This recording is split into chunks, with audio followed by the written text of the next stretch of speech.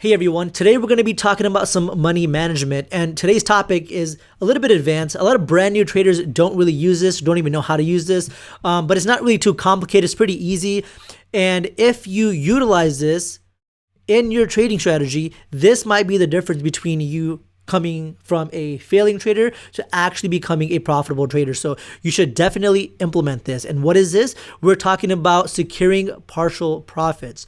Now, why is it important for you to secure partial profits? It is because whenever you're trading the markets, you are looking to get some home run trades, but that should not be your goal. Your goal shouldn't be every trade needs to be a home run. Your goal should be, I want to incrementally grow my account, but if I do get those home run trades, you need to consider those like a bonus. So let's say you work at a job and you make like $80,000 a year, but let's say you accomplish whatever task at your job that you need to do, they give you like a $10,000 bonus or $20,000 bonus. You need to consider the home run trades as bonuses, but you need to have a mindset where each trade that you enter, you're looking to get incremental gain. So your account growth curve should look something like this.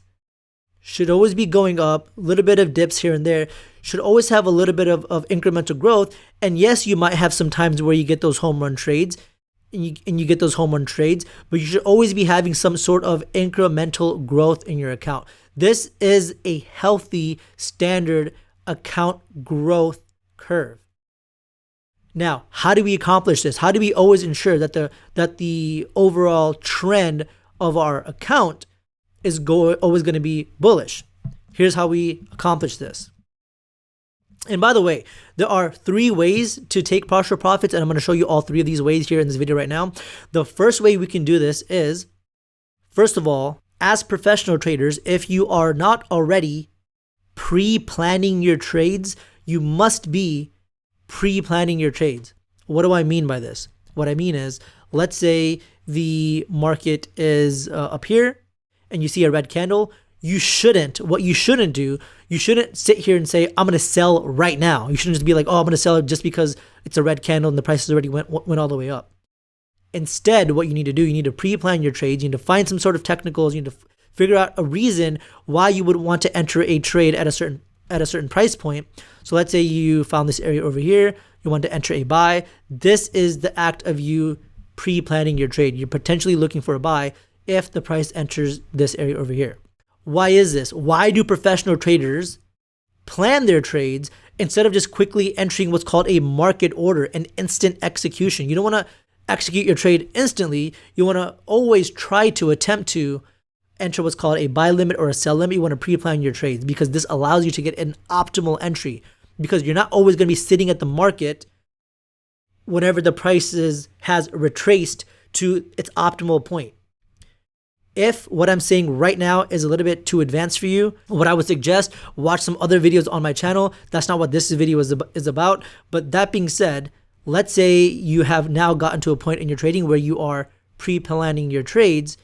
Here's how we can do this. So let's go ahead and give you some examples. The first thing you can do is, the first method is you can enter multiple trades at the point where you would have entered your one singular trade if you want to take multiple take profits. Let me explain what I mean. So I've pulled up a position size calculator, which helps people figure out what lot size they should trade. How you would do this, you would just simply type out whatever currency pair you're on. Let's say Euro USD. Let's say your account currency is US dollars if you live in the US. If you guys live somewhere else in the world, you need to put the currency that your account is in. So if you live in the UK, you need to put GBP for your account currency. But if you live in the US, you need to leave this as US. Next, you put in your account size. You put in the exact dollar amount that your account is at the time of entering the trade. So let's just say you had a $20,000 account, exact. By the way, most times it will not be exact at a certain dollar amount, because again, you need to put the exact dollar amount at the point where you enter the trade. More likely than not, it'll be some obscure number like 21,008, like whatever, right? But in this case, let's just do a quick 20,000 for easy math.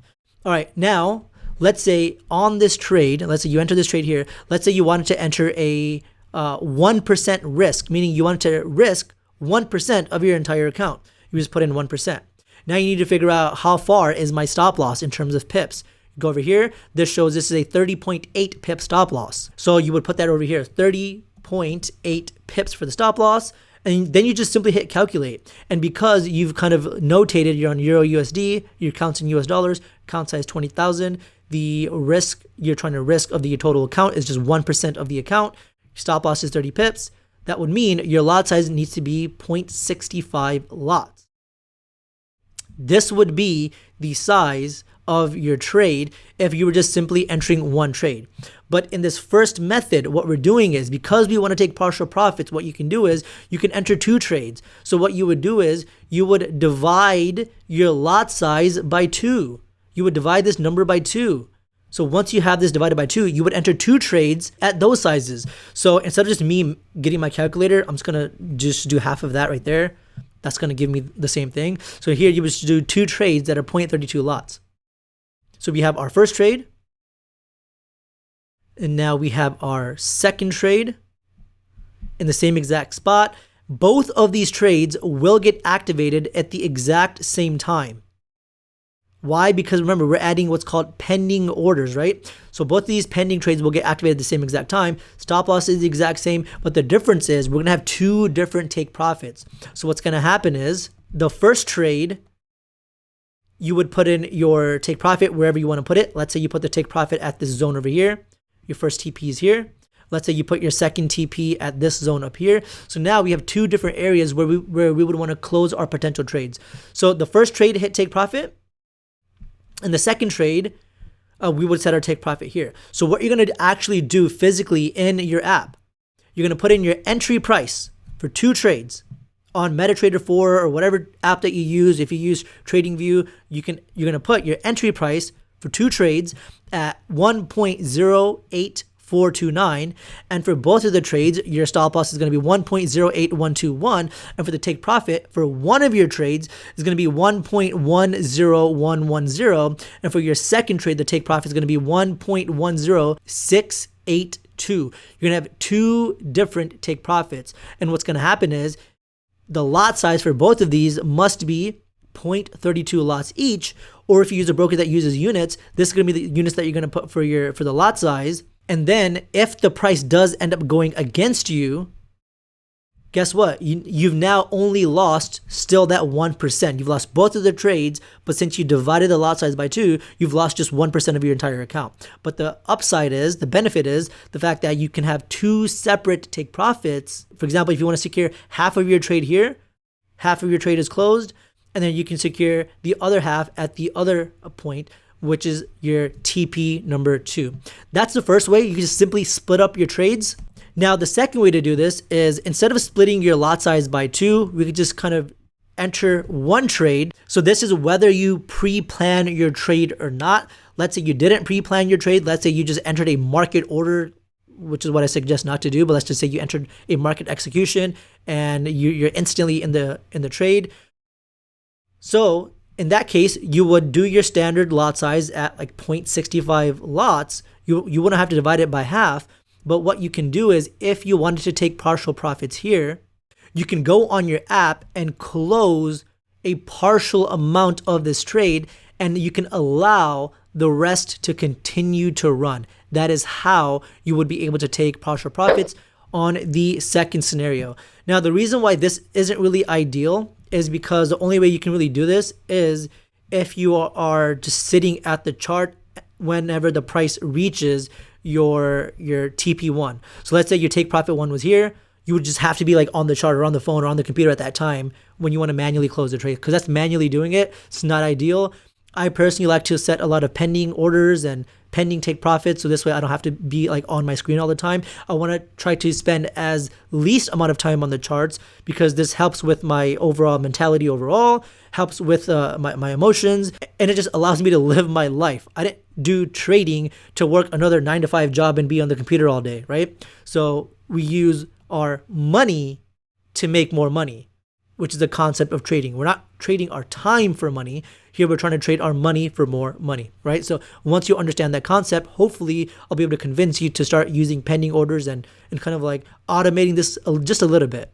Now what you can do is, if for whatever reason you feel like you won't be at the computer and you still want to manually close the trade, what you can still do is you can go ahead and click the little plus button on the right at whatever level that you want to take partial profit on. You click that button on TradingView. You can add an alert at that price level, and it's just simply going to add an alert. So whenever the price reaches this level, you should get an alert on your computer.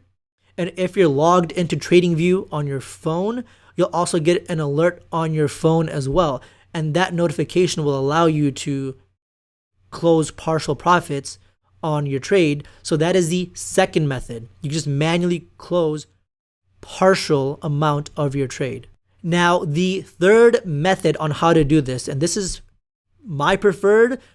However, I do want to give you a warning that this only works if you have a broker that does not allow you to hedge. Let me rephrase this in another way. If your broker allows you to hedge, then this is not going to work. You can just stop the video now. But if your broker does not allow you to hedge, and by the way, for those of you who don't know what hedging is being allowed to hedge means you can enter a buy, like I've shown here. You can enter a buy, and the broker will allow you to enter a sell simultaneously, meaning they will allow you, if you can hedge, your broker will allow you to enter a buy and a sell, two trades in the opposite direction running concurrently at the same exact time. If your broker allows that, then this third method is not going to work for you. But if your broker doesn't allow this concept of hedging, then this third method will work for you. So how this third method works is pretty straightforward. You would enter your trade just like method 2, meaning you would just enter just simply one trade.